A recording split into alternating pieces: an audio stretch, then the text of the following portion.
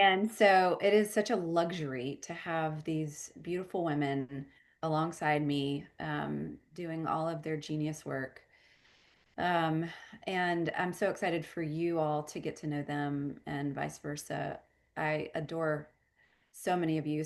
Many of you I've never met, but I'm Katie Gustafson. And like Susanna said, I am a psychotherapist. I am a mom of one. I have a 6 year old uh, named Tucker, and I live in Nashville. I work in Nashville, and married to my husband Daniel, who's a type 5 on the Enneagram. I'm a type 4. We're going to talk about the Enneagram. I know some of you are old pros at the Enneagram because we've known each other for a long time, and some of you are brand new. So that's really exciting to have that kind of variation of just experience and knowledge. I learned about the Enneagram before I became a therapist about 20 years ago, and it really informed so much of my healing and life path. I was in the music industry as a singer-songwriter and was increasingly becoming disenchanted with that industry and really discovered that what I love doing is helping people write and rewrite their stories way more than I loved writing songs.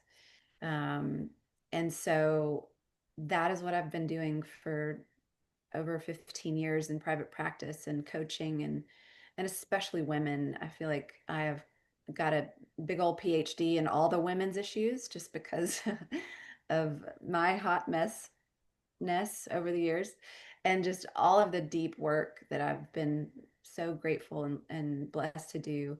But I love championing women. I love getting to hear just the stories of so many different women, um, and that's what we're doing today is just really kind of reflecting on our stories, um, and easing into this space of the new year, which can be very tricky, and very loud. I'm so curious. I'm just so curious. Like, I want everybody to just kind of check in for a minute and notice the feeling that is coming up for you right now in the new year. Maybe just take a breath and just kind of go inwards and kind of drop into your experience and just notice what is the biggest feeling that needs to be heard.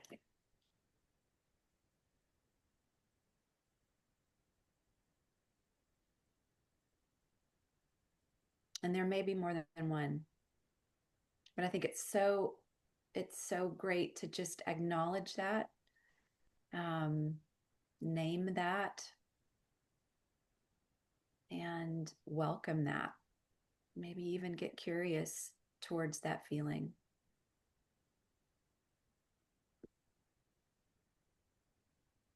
There's so many voices kind of telling us who to be right now in the new year, what to fix, what to optimize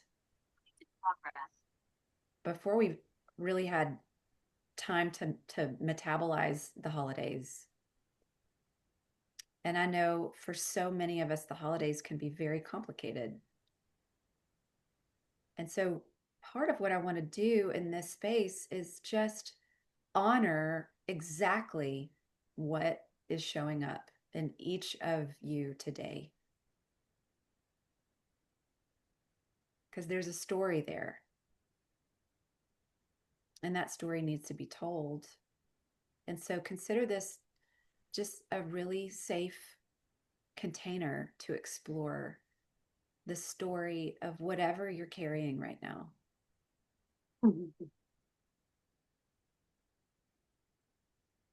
Yeah, there's lots of frustration, there's lots of pressure. And so just noticing that emotion come up in your body and just allowing it to be there just like it belongs.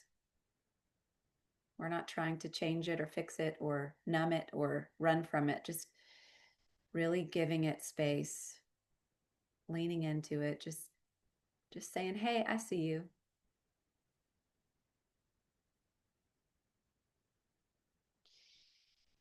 So, as you just sit in this space with these incredible fellow um, women and seekers, leaders, I just want you to do something for me. I want you to just extend some gratitude to yourself for showing up here today,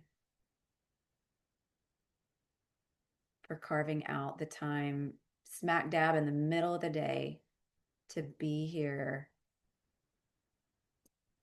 and to show up for yourself and to kind of fill your cup. Um, and by doing that, really by loving yourself in this hour, just how hardcore you're loving all the people that need you, all the people that you serve and work with, um, and love on.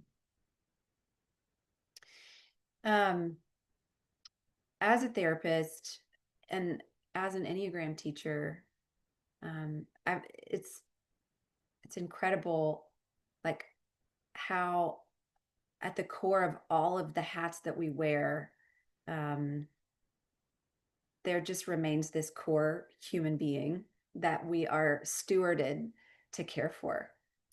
And the new year really kind of convinces us that we need to go hard and fast in the direction of better.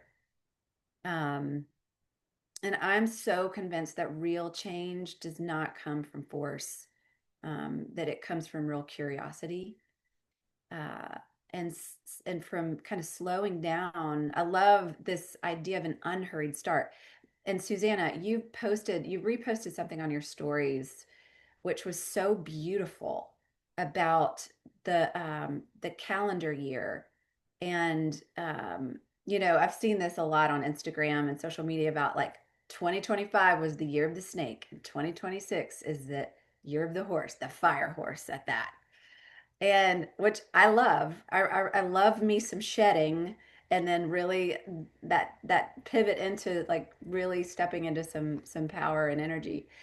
And yet, I also am so aware now because of Susanna's post that she shared that the Gregorian calendar, what you may have to chime in, Susanna. It's like it doesn't really It's that what the yeah, essentially like the it doesn't fit like it's meant to be winter, and we have this, especially with our yes. part of the side of the world, it like it's wintering and you're meant to be cozy and deep and quiet, and yet the new year is actually, culturally and in marketing is like sprint forward. It's new you, new year, and which is Wow. actually in opposition to the way the calendar was crafted, which was really interesting and helpful for me coming into the year. Same. Thank you. Thank you for sharing that. Um, it's such a good reminder that this is such a time to really soften into reflection and soften into a real place of like restoration and recovery. I mean, I don't know about y'all, but I feel like the last week I haven't. I mean, I've gone to work. I take my kid to like basketball practice, but I've really not left the house much. I've been kind of in what I call like the womb.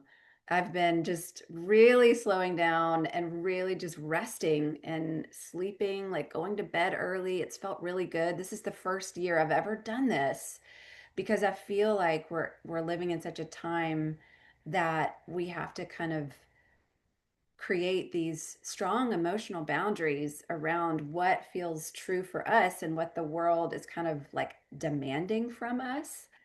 And so I think January is just such a great time to do that. And again, that's a big part of why we wanted to gather together. Um, and so I want to talk about what it means to slow down and actually listen to what's happening inside to set us up for the newness of spring and the newness of um, you know what it means to really show up, and when that feels good and true for us. I do a lot of work in therapy with a couple of different modalities. Obviously, the Enneagram is just the lens that I see therapy through, and really life and relationships for that matter. But the narrative lens, as well as this modality called internal family systems, IFS, and they all play really, really well with the Enneagram. Um, you know, what I love about narrative therapy, and it's kind of like what got me so excited about helping women in these spaces connect to agency and connect to desire, so that they could begin writing a new chapter of their story. Like they didn't have to stay in the same story that they'd been living in. I didn't have to stay in the same story that I had been stuck in for a really long time. There's this quote that I love so much, and I know so many of you have heard me say this ad nauseum, but it says, "No prison is more secure than the one you don't know you're in." And I think that's so true of a lot of the stories that we've been living out of. We've just felt like we have no choice. There's no way out. And what I want to do today is kind of unpack a little bit of the story that 2025 was for you, and kind of like push it around a little bit, tease it out, see what's really working, see what's not, see where the editing needs to happen. Narrative therapy teaches us that we are not our problems, that we kind of all live inside stories. And I will also make a point that says that our Enneagram, our dominant Enneagram type, has a lot to do with the story that we've been living out of. So, as an Enneagram type 4, as a little girl, I had to work really hard to be unique and special because I didn't want to get left alone. And so there's a part of me that perpetuated this part of me that helped me show up in life and in relationships with family, with parents, with friends, with teachers, because I didn't want to suffer the pain of disconnection. So the story that I had lived out of for a long time was, because there's something kind of fundamentally wrong with me, I got to work overtime to stand out and be special and loved. That's a really old story. And yet, a lot of us kind of move into our adulthood and beyond, and we have never edited our stories. We are still in that prison unconsciously. Um, some of these stories were inherited. Uh, some were created through survival. You guys have brilliant, stunning, courageous stories. I've heard so many of them. Um, these stories that we made up as little people are brilliant strategies for survival, by the way. Um, but sometimes, like a lot of times, we find ourselves living out of and from scripts that just don't fit anymore. They're just not, they don't fit.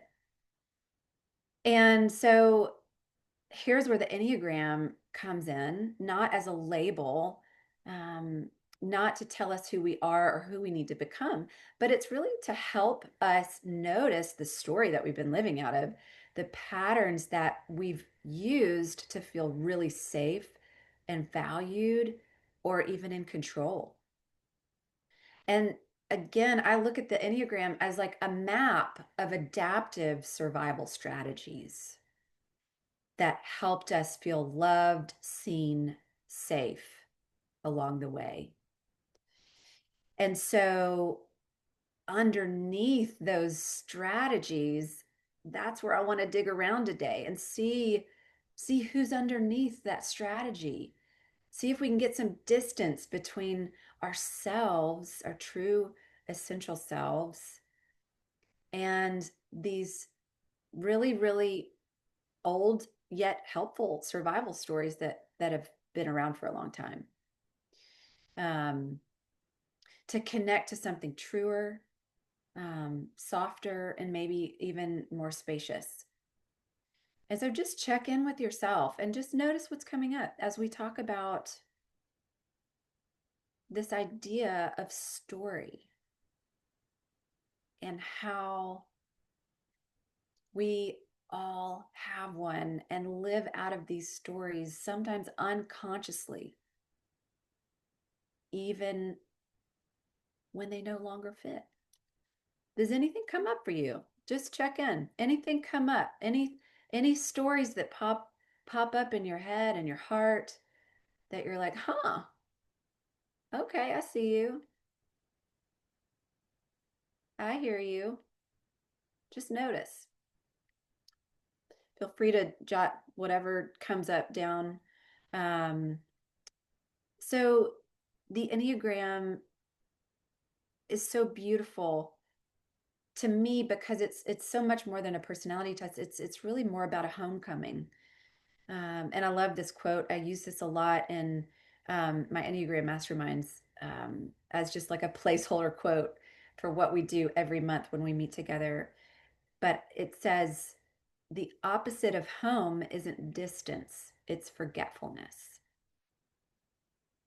And so maybe today the work is kind of remembering self remembrance, getting a little bit of space from the stories of 2025 or 2012. I don't know. I don't know where these stories popped up along the way.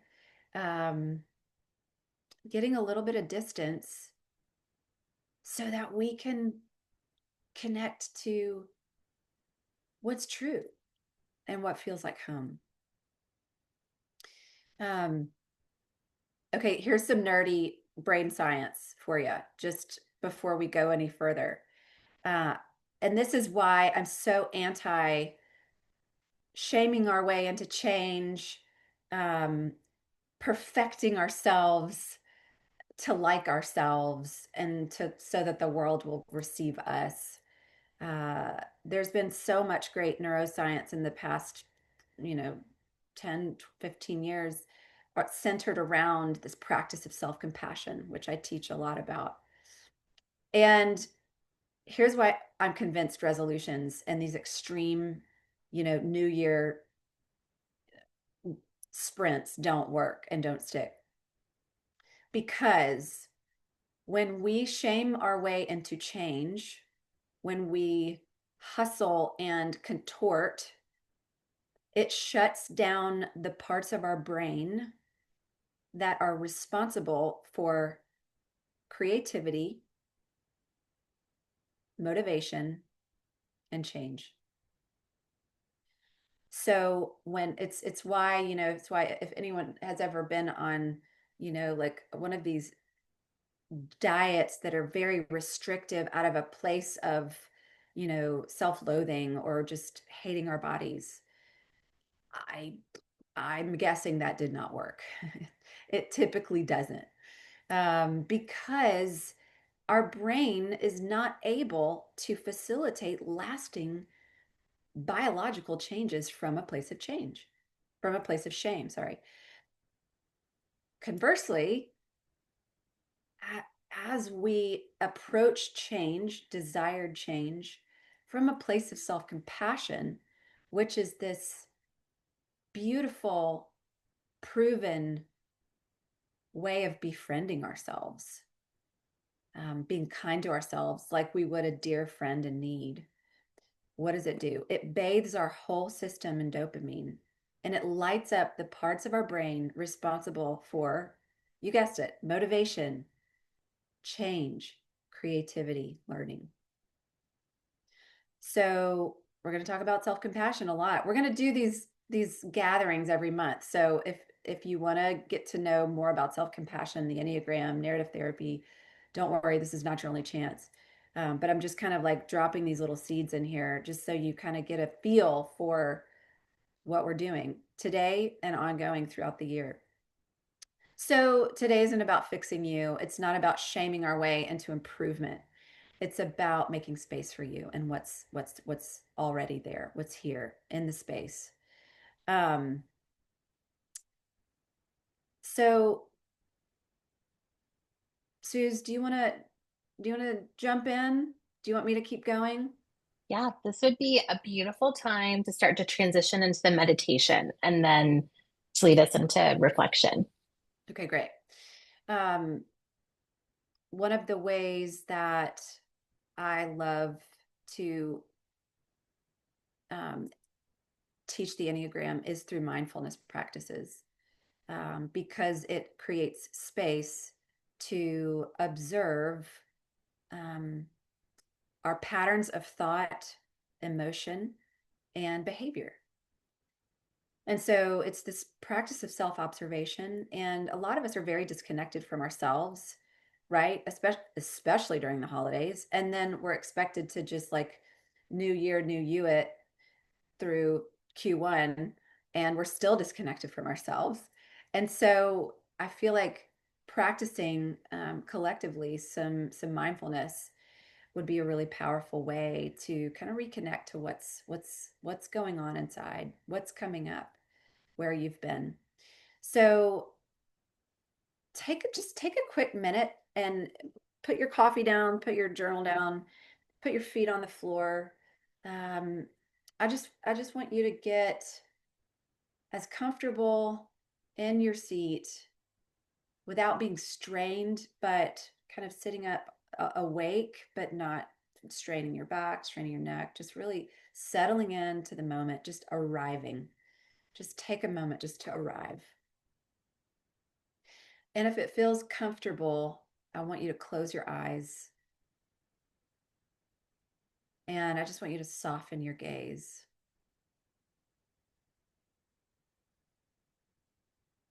And I want you to put, again, if this feels comfortable, one hand on your chest, on your heart, and one hand on your belly.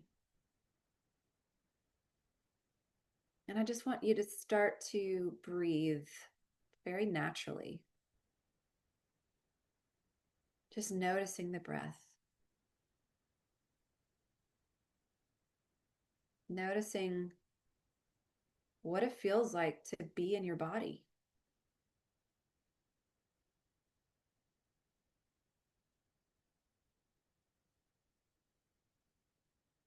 And maybe you lengthen the breath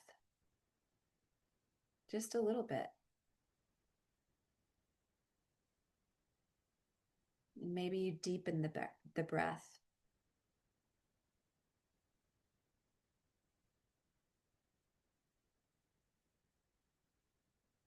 And maybe you bring the breath in and down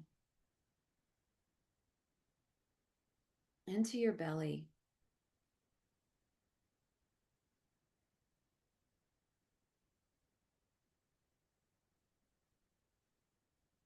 just allowing the belly to rise on the inhale and fall on the exhale.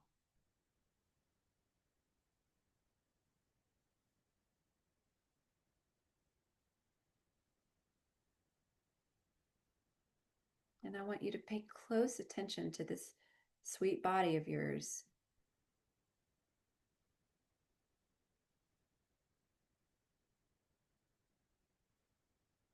What do you sense in the body? Where is there tension?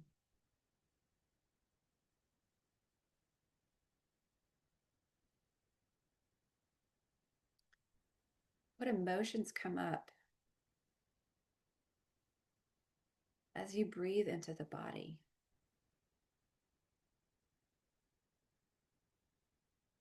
Maybe there's anxiety. Maybe there's frustration.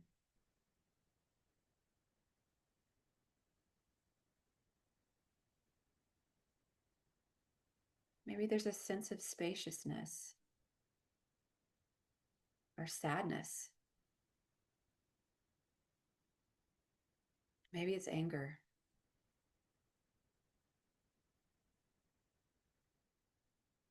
Whatever comes up, just acknowledge it. Allow it to be there just like it belongs.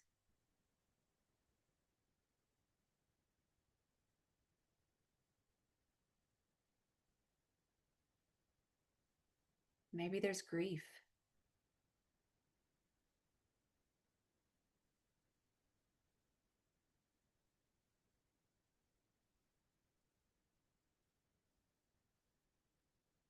Wherever you feel tension, I just want you to invite the breath into that place of tension. Maybe softening your shoulders, lengthening your shoulders, softening the belly.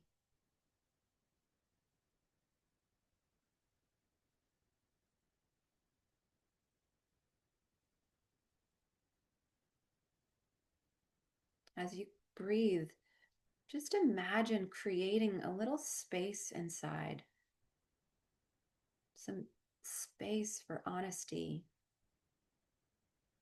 for kindness,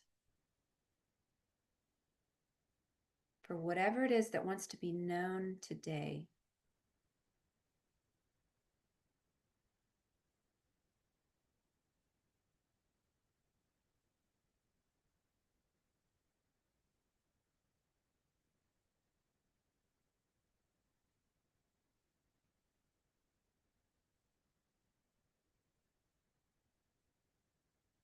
Take a few more deep breaths.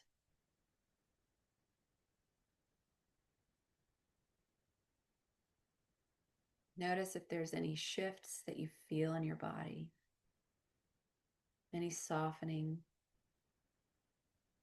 Maybe not, and that's okay too.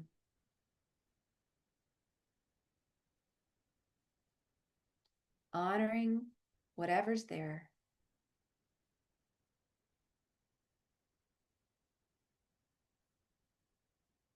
sending gratitude to this body,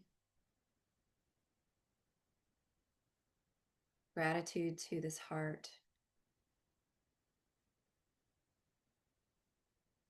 and gratitude towards this mind.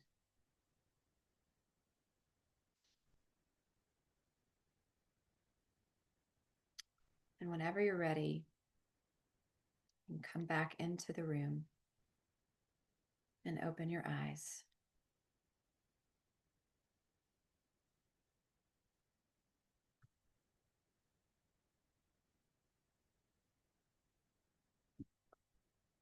Ah, just notice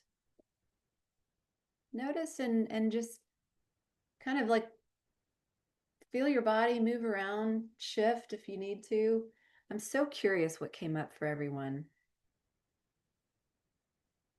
We're going to do some reflection here in just a bit. Um, but before we do that, first of all, thank you for trusting me with that mindfulness practice. Um, there's no such thing as a failed mindfulness practice. It's if you've shown up, then you've won the day. So just pat yourself on the back, even if you hated it all the way through. um, it gets easier. So as we move into this kind of transition of like doing some journaling and reflection, I want to read just a reflection, a poem that I feel is so poignant for today, for where we are in the year, and as we kind of like cross over this liminal space and time. Uh, and this poem has been such a companion for me in seasons when everything in the world is saying move faster, be better, figure it out. I feel like I discovered David White, who is an English poet and just brilliant, brilliant man,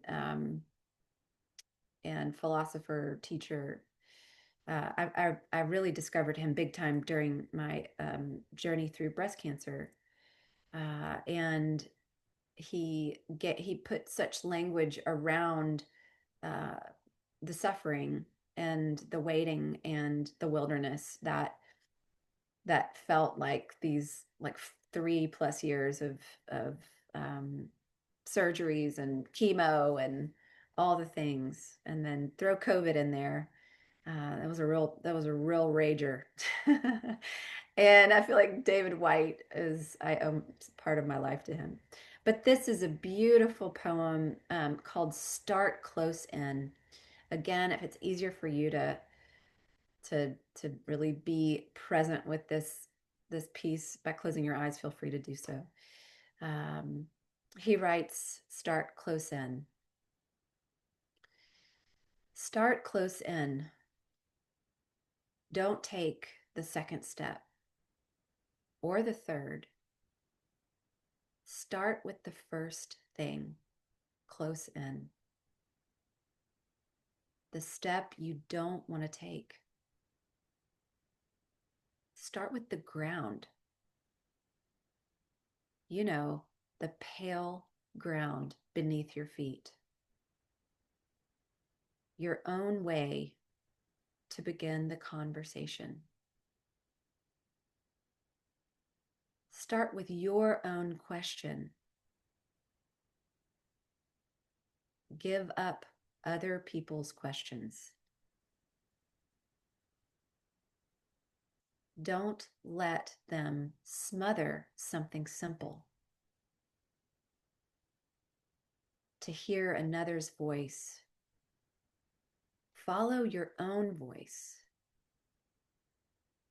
Wait until that voice becomes an intimate, private ear that can really listen to another. Start right now. Take a small step. You can call your own. Don't follow someone else's heroics. Be humble and focused. Start close in. Isn't that good? I love that so much.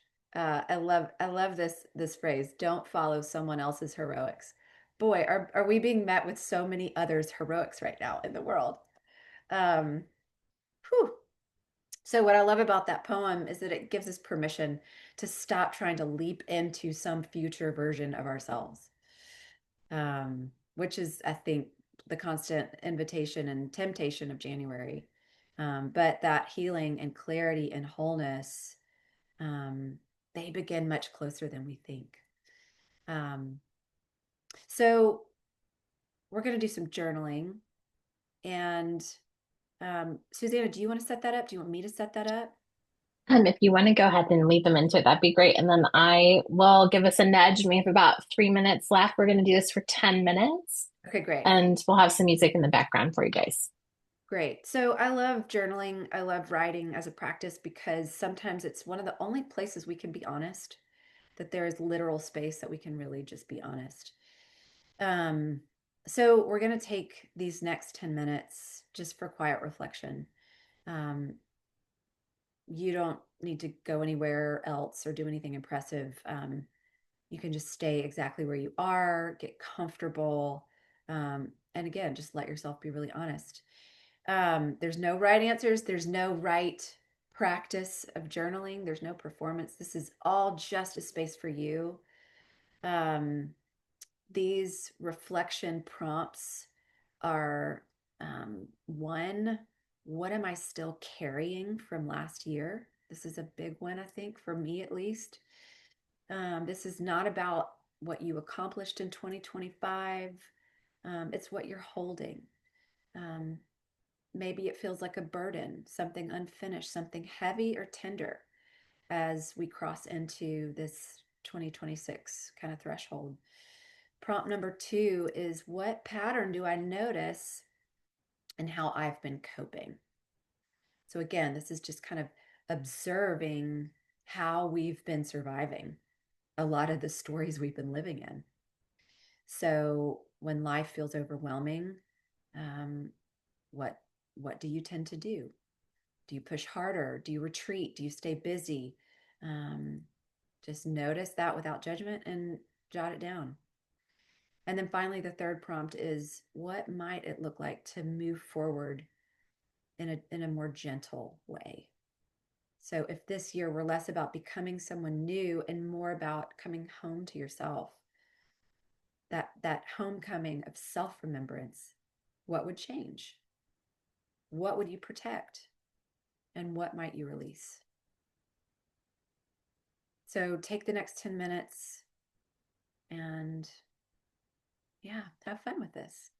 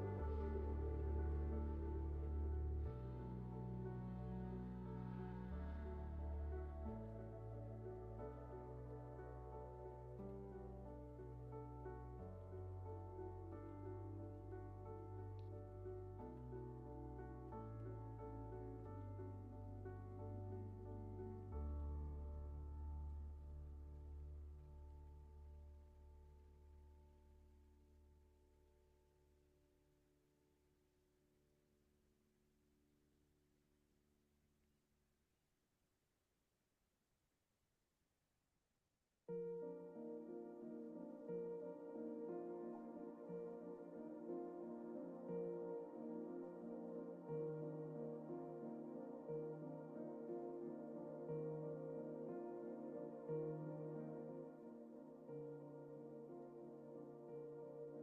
have a little over 2 minutes left if you want to start to wind down your reflections, but take your time and we'll be back in just a second.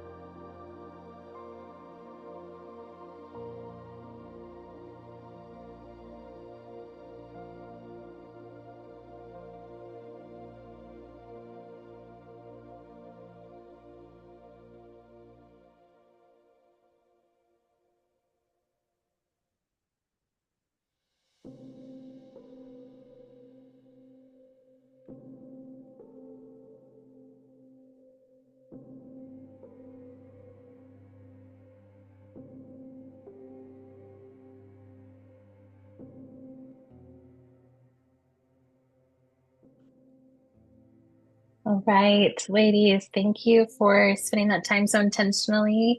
We're going to come back together for the last about 7, 8 minutes of our time together. Katie's going to lead us through ending reflection and a little teaching, and then we'll talk about ways that we can stay connected. Oh, man, that was a space I needed. I wish that we had 4 hours to unpack everyone's reflection. Um, the four in me wants to go really deep. But alas, I know time is of the essence. So some things just that kind of come up for me is in my just journaling these past 10 minutes. I had a lot of questions. I had a lot more questions than answers.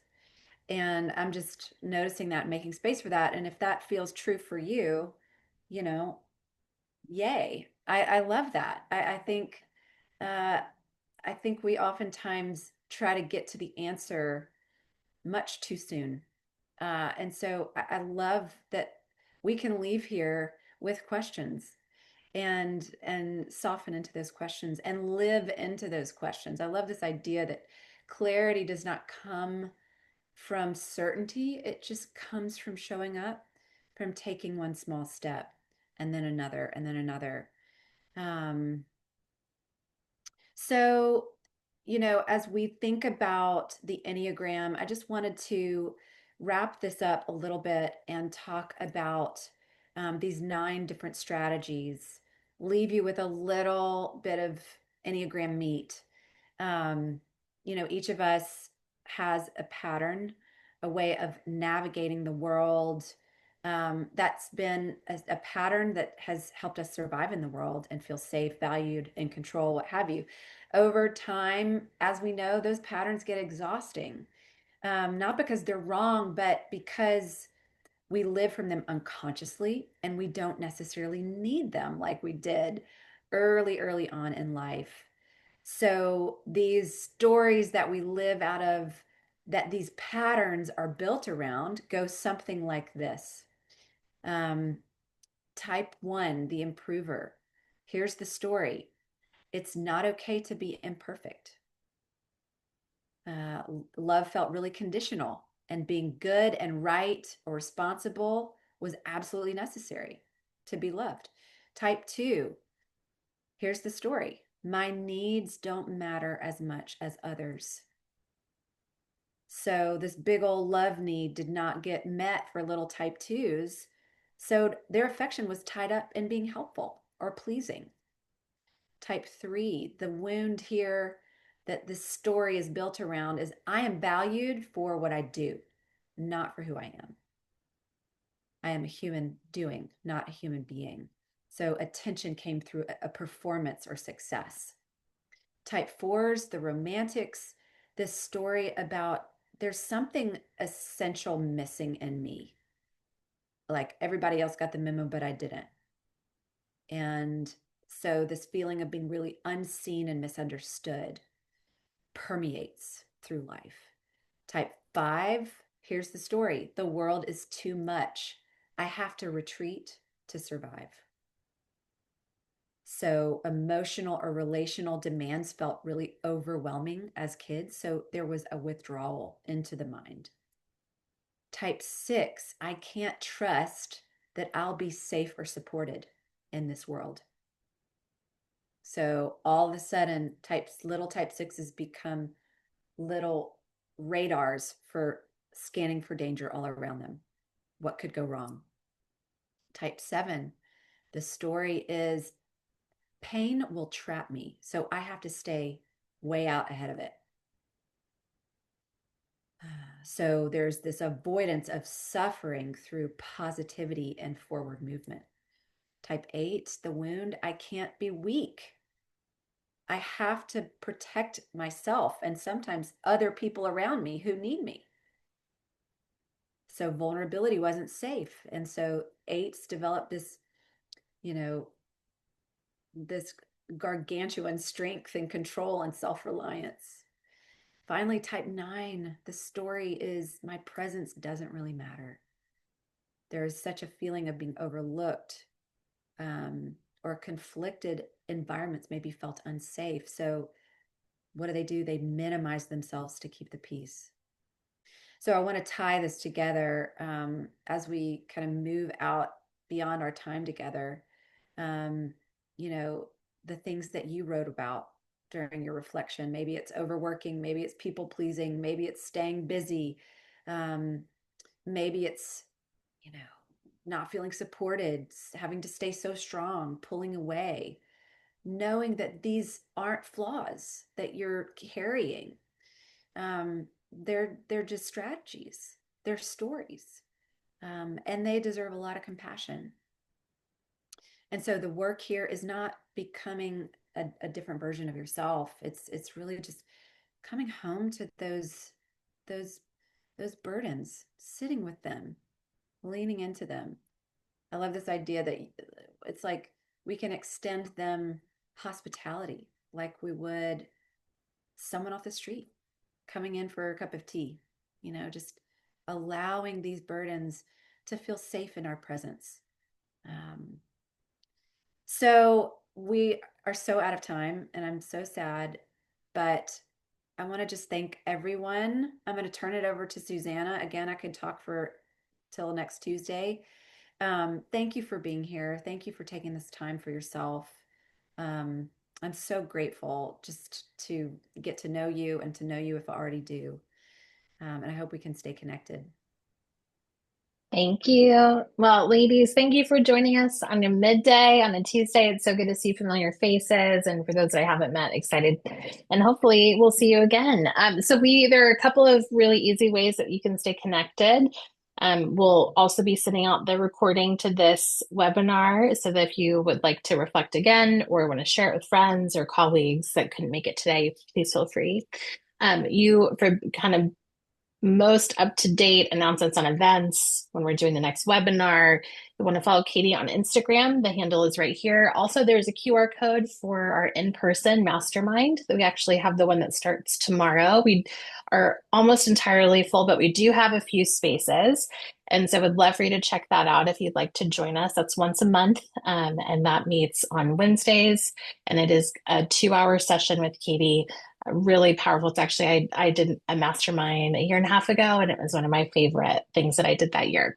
And then we have made the transition to Substack. So we have launched recently Katie's Letters from Katie on Substack. And so this is another way to stay engaged with our expertise content, things that we're doing locally and around the country. And so if you want to scan either QR code, those will lead you directly to where you can sign up. And so we're so grateful to have had you with us today. If you have any questions, please feel free to stay back and we'll be on for a few minutes just to connect with anyone.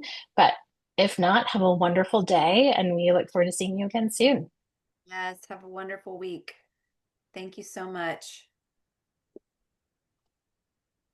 Yeah, if anyone wants to hang out for a while, I would love just to answer any questions or hear about you and anything that's come up during this hour. I hope that we've got some lingerers. It was so fun to meet you. You too. Gosh, fine.